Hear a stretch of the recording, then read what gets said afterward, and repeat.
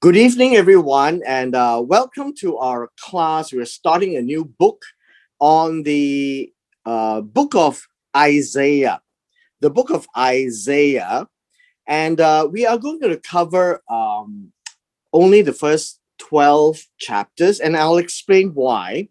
But more importantly, I like to set the stage as an introduction and to look at the background. And the book of Isaiah actually draws a lot of attention from people all over the place.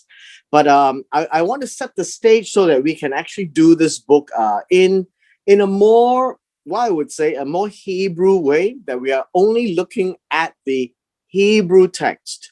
And I would try to bring out the elements of the language, the differences with the English, as well as the hopefully the emotions and the background to hang all this information on, so that it makes the book of Isaiah a whole lot more exciting and relevant as well. And hopefully we'll be able to appreciate the words that Isaiah spoke to the people. As we begin this evening, and I would say that again at the time where we will end, is that our focus is purely in the book of Isaiah. We will not attempt to do any connection to the New Testament. I would leave that for your research and your own study together with your church leaders and your Bible study groups. My intent really is to bring out the message and the nuances and the excitement and the vision and the imagery of the book of Isaiah. So let me give you a little background as we begin, because the background is so important, without which we would miss the point of Isaiah. Many of you have started with the book of Habakkuk, and then to the book of Amos, and then to the book of Haggai, and then we ended the book of Micah last week. Now, in all of these books, I trust that you would be able to follow the pattern of study. And that's an important thing, because I hope that you would learn some of these skills, that you could also do your own study as well. That the reliance on classes like this would eventually come to a point where you would be independent enough to do your own. But as we go along, you would realize that we would talk about the background, we would talk about the historical elements of the book, and we would want to hang the relationship of the kings that the prophet is involved with. So as we begin, let's take a quick look at Isaiah chapter 1, verse 1. We are not covering the whole book of Isaiah yet, not even the chapter 1, but I need to use verse 1 as our starting point. Now, Isaiah chapter 1, verse 1 reads this way: the vision of Isaiah, the son of Amos, and he saw concerning Judah, Jerusalem, in the days of Uzziah, Jotham, Ahaz, Hezekiah, the kings of Judah. And that would be our background as we frame our introduction today. The first things first, all right? Isaiah is our English name. And really the name is Yeshayahu. Okay, let me just write this down. Yeshayahu. And that's the Hebrew name for Isaiah. And the interesting thing you would find is that he is the son of Amos, right? The son of Amos, which is here. And I guess you would have seen that in the Hebrew context, they don't have the last name, first name. Isaiah is the name. and he is recognized as the son of Amos and not the son of somebody else. And that's the way that the Hebrew people identify their lineage. Now, as we begin, I would like us to go back into a little bit of history, why the prophets came about.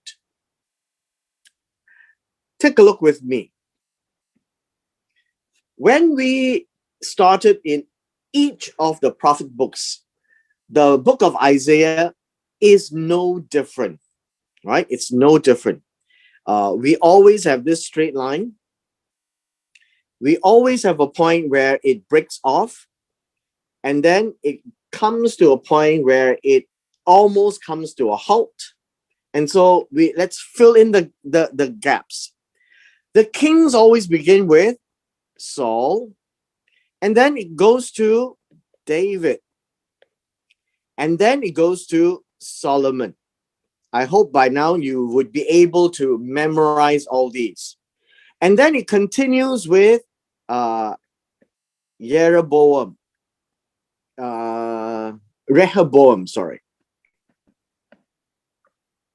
Rehoboam. And then it starts with Jeroboam. And what we needed to do is to know that at the end of this would be the Assyrian conquest, and the end of this would be the Babylonian.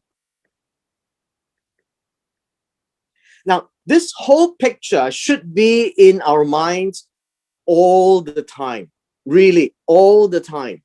The reason being is that if you don't have this picture in your mind all the time, you will not be able to hang the prophets. The prophet books that we are looking at, for example, we have done Habakkuk, we have done Amos, and then Haggai, and then Micah, and now Isaiah. With the exception of Haggai, which comes after the Babylonian, we would be covering this period of time, right? This period of time, right here. And in this period of time is where Isaiah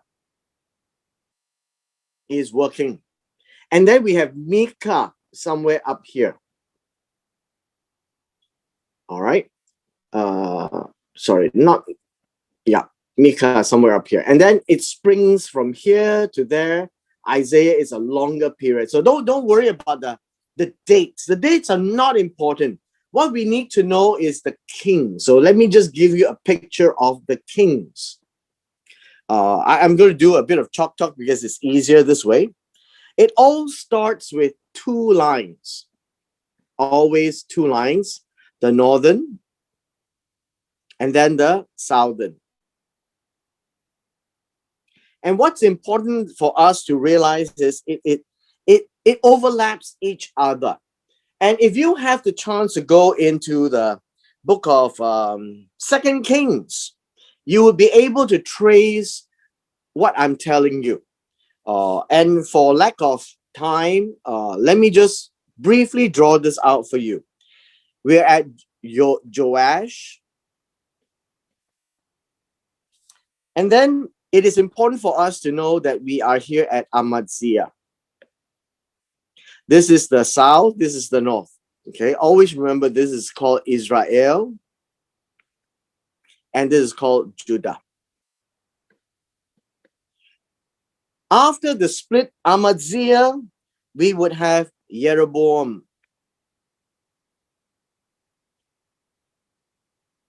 The second. And then it will go all the way down to the last, which is Hoshea. And with this, the Assyrians. In the time of Judah, Amaziah goes to Uzziah. He has another name called Azariah. And right after this, we would have Yotam. And then Ahaz. bad fella. And the next one would be Hezekiah. And that's all we want to talk about today. This period, as we have read, would be Isaiah. And whenever we talk about Isaiah, we always need to also see what's on top. Okay, what's on top would be the kings of the northern kings. And so we have a list of them, and I would post that onto the chat group so that you have a better picture. But a number of them, and all of them were bad.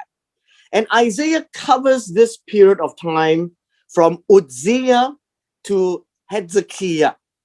And that's important, right? From Uzziah and Hezekiah. We covered last week, when we ended last week, we had Micah.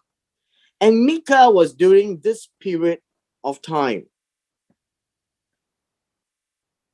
And so why do we even bother with things like that? I mean, you can go into the Google and you can find all kinds of things. But what's important is for us to realize that this period of time is absolutely important. So let me explain a couple of things to you. Number one, the northern kingdom kings. These northern kingdom kings, they are all no good. So nothing to talk about. Everything to do with the northern kingdom has really gone kaput. They have gone into idolatry. They have gone into Hamas, which is violence, which is injustice, which is doing evil against the weak. That in itself has been clear. So in our study in the books of Habakkuk, we have seen that. In the book of Amos, we've seen that. In the book of Micah, we've also seen that. But at the same time, we also see the same two, idolatry and Hamas, done in the southern kingdom, but in a more covert manner. And so when we go through Isaiah, even in the first 12 chapters, we will see that as well. Now, in the southern kingdom, these are good kings, right? These are good kings. These are good kings, except for a period of time where his pride got in the way. This is a good king, Jotham. Hezekiah is the good king. Ahaz, nothing to talk about. Ahaz is really not the kind of king that you expect. And he went away from God and did evil in the sight of God. So all that is important for us to think about, because Isaiah talks about this period of time. It's a broad period of time and overlap with Micah. And so if you have done Micah, you will understand a little bit more about why some of these things are said. However, now I'm going to mention to you, this is tradition. Now, tradition means it is not recorded in the Bible. And you can't ask me chapter and verse for that. So I would tell you upfront as a tradition. You know that Isaiah is a son of Amos. And it appears that tradition tells us that Amos and Amaziah are brothers. And which means that if they are brothers, Isaiah comes from Judah family. And at the same time, Amaziah and Uzziah, they are all related in the lineage of Judah. And Isaiah seems to have access to the kings. Now, that would be a piece of information that's not in the Bible. That comes from the Jewish tradition. whether it helps us or not, we'll take a look at and look forward to see whether Isaiah is some kind of how we say a prince or someone who has access to the kings, because we hear of Isaiah being very in touch with the kingly positions. Okay, so I leave that with you as a background. We and the book of Isaiah deals with both southern and northern. However, let me now throw you a little bone that things may not be as clear as we want it to be. Isaiah chapter 1 verse 1 does begin this way, and we cannot ignore that. It comes out to say the vision of Isaiah, the son of Amos, concerning Judah and Jerusalem in the days of 1, 2, 3, 4 kings of Judah. However, it would be interesting for us to then, if you have a chance, if you have not read the first 12 chapters of Isaiah, to go and read the first 12 chapters of Isaiah. And I want to take you to chapter 8. Sorry, chapter 6. 6 or 8? 6. Let's see.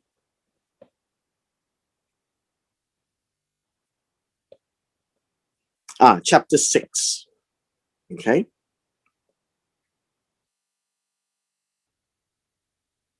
Now, chapter 6 is a very famous chapter. Chapter 6 is right here. It says, in the year that King Uzziah died. Now, just now in chapter 1, we say that we read that Isaiah was prophesying in the period of 4 kings, right? Uzziah, and then we have Jotham, and then Ahaz, and then Hezekiah. Just take note, Ahaz, it's not Ahav. That's the different wife. Jezebel is not the wife of Ahaz. But what I want to point out to you is this. If Isaiah started his ministry in the year that King Uzziah died, chapter 6 really is the beginning of the ministry of Isaiah. And we know all these verses because it describes Isaiah being sent by God to the people.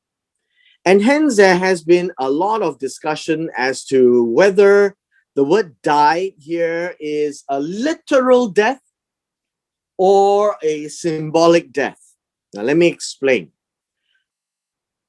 Uzziah died, and that would be a literal death, right? Uzziah died, it would be a literal death. However, if you read the history of Uzziah, he was struck with leprosy. And in that sense, he died because he spent the last part of his life in the cemetery, and he lived alone. And that appears to be the period that Isaiah had come out to minister and prophesy, right? Not the year that he died, but the year that he was considered dead because of leprosy. Now, I would leave this thought with you because that would be how some would look at Isaiah. All right. So let me now go back to Isaiah chapter 1.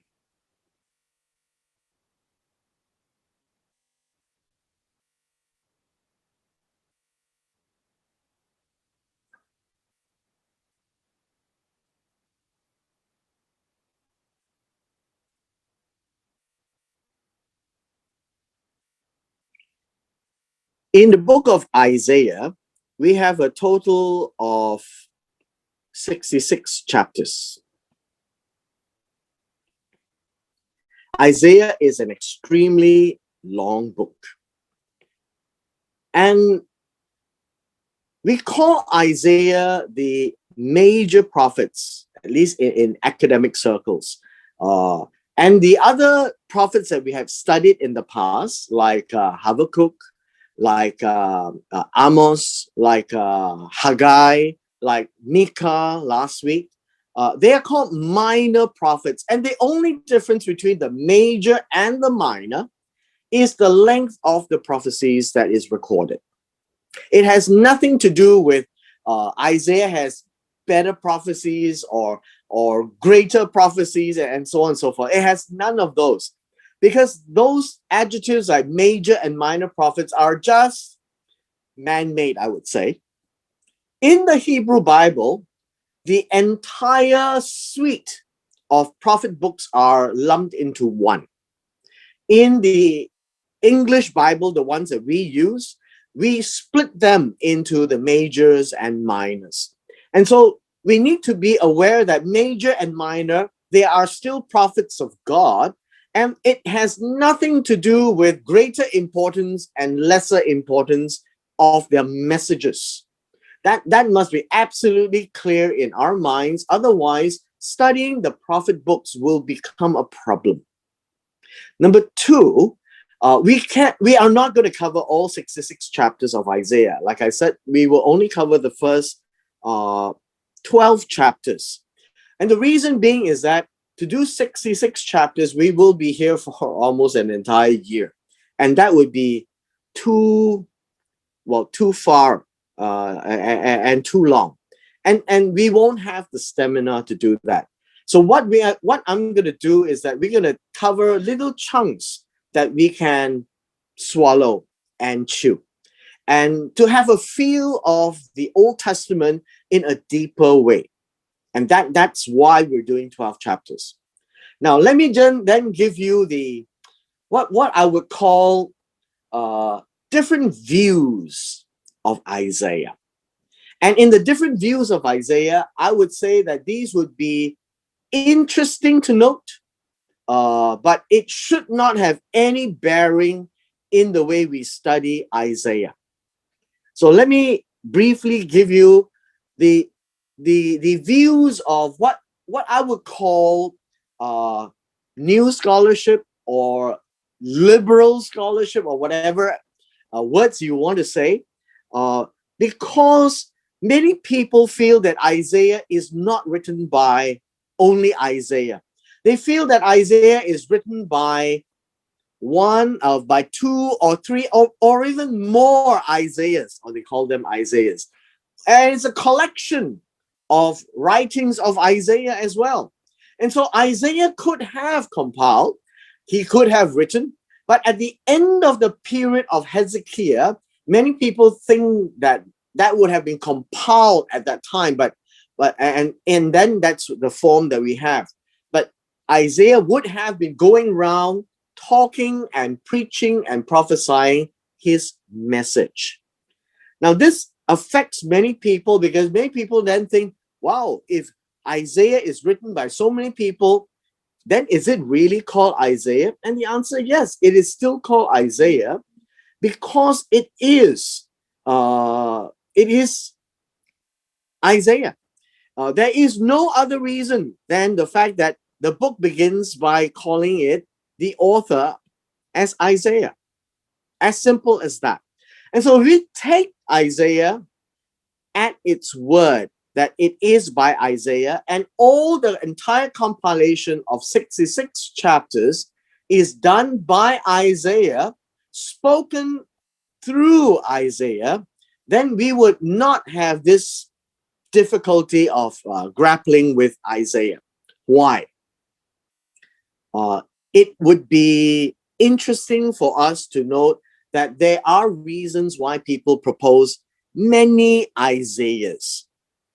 One of those reasons, I will tell you now, is because Isaiah has given such a, how should we say, such an incredible prophecy in Isaiah chapter 44, verse 28 through Isaiah chapter 45, verse 1. And in this prophecy, he speaks of Cyrus. And Cyrus would come a couple of hundred years down the road. And that would be at the time of Daniel, where the Babylonian Empire first conquers Judah, destroys the city and the temple, and after 70 years, the empire collapses.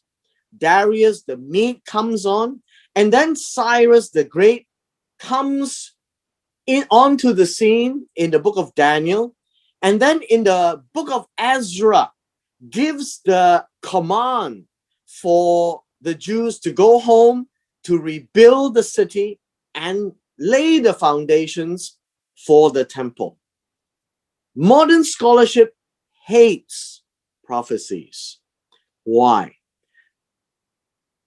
Because Isaiah describes Cyrus in such great detail and calls him God's anointed.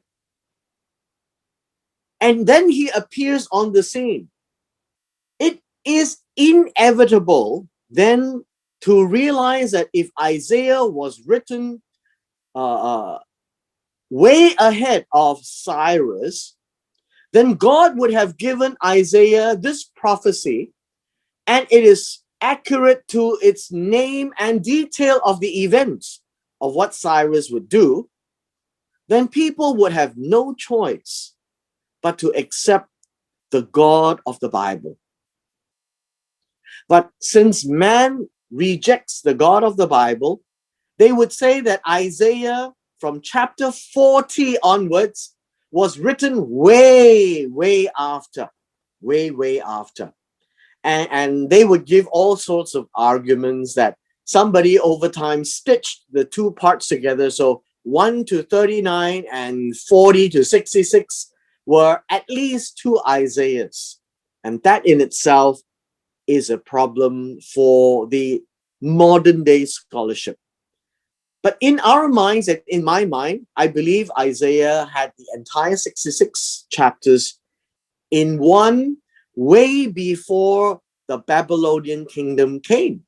Particularly, it would be at the time of Hezekiah, which would be shortly after the fall of the northern kingdom by the Assyrian Empire, but way before the Babylonians ever came onto the scene. And that means that Isaiah chapter 44 verses 28 to Isaiah 45 verse 1, and I encourage you to go back and read, that God had clearly detailed out that Cyrus would be the one that God has anointed to let the people of Judah or the Jews go home and to lay the foundations for the temple to be rebuilt. Now, I would leave this thought with you because people will challenge you that Isaiah isn't written by Isaiah. Isaiah is written by many Isaiahs, or is written in 2 parts or 3 parts or 4 parts, or in a way that much of the prophecies are all written way after the event has happened. And we would take a position that that is not the case. That is not the case. Okay, this is a picture of the shrine of the book. The shrine of the book is a museum that is located at the side of the Israeli Museum, and it houses all the manuscripts of the Bible. If you are familiar with the Dead Sea Scrolls, the Dead Sea Scrolls are actually kept in a vault in this museum somewhere underneath. And in this museum, you are able to see the Aleppo Codex, which is the original Hebrew Bible from the 8th and 9th century. You can see the Leningrad. You can see a lot of old manuscripts that gives us our Bible today. But what I want to show you is this right here.